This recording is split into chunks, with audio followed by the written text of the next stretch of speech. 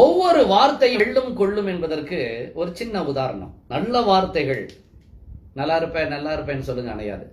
பேயின்னு சொன்னா அணைஞ்சிடும். நல்லா கவனிங்க. நீ மீண்டும் சொல்ற பாருங்க. நல்ல வார்த்தைகளை பயன்படுத்தும் போது அது அணைவதில்லை. நல்லாயிருன்னு சொன்னா அணையாது.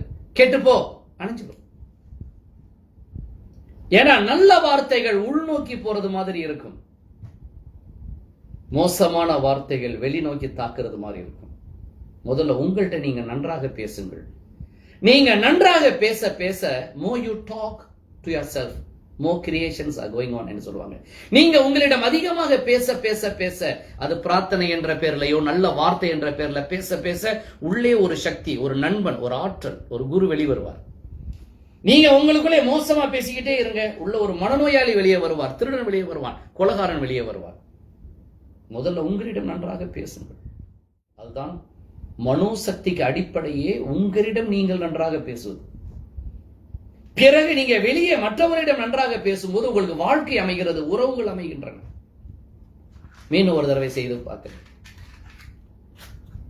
இதை செய்து காட்டும் போது உங்களுக்கு ஒரு பெரிய மாற்றம் ஏற்படும்.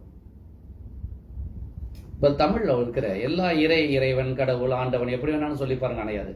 பேய்ன்னு அணைஞ்சிடும். நல்லா நான் பேயை சொல்லவில்லை, பேய் என்றுதான் சொன்னேன், அணைந்து விட்டது. வார்த்தைக்கு அவ்வளவு பெரிய சக்தி.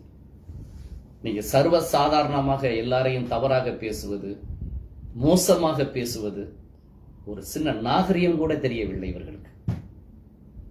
என்ன பெருசா நம்ம இறை வழிபாடுல முன்னேற போறோம்? ஒருத்தட்ட எப்படி பேச வேண்டும் என்று கூட தெரியாமல் போகிறது. ஆக இந்த கேண்டில் என்ற மெழுகுவர்த்தி மூலமாக நம்ம என்ன தெரிந்து கொண்டோம்? நல்ல வார்த்தைகள் அந்த ஜோதியை வாழ வைக்கிறது, மோசமான வார்த்தைகள் அந்த ஜோதியை அணைத்து விடுகின்றன. இதனாலதான் சொன்னாங்க ஒவ்வொரு வார்த்தையும் வெல்லும் கொள்ளும் என்று சொன்னார்கள்.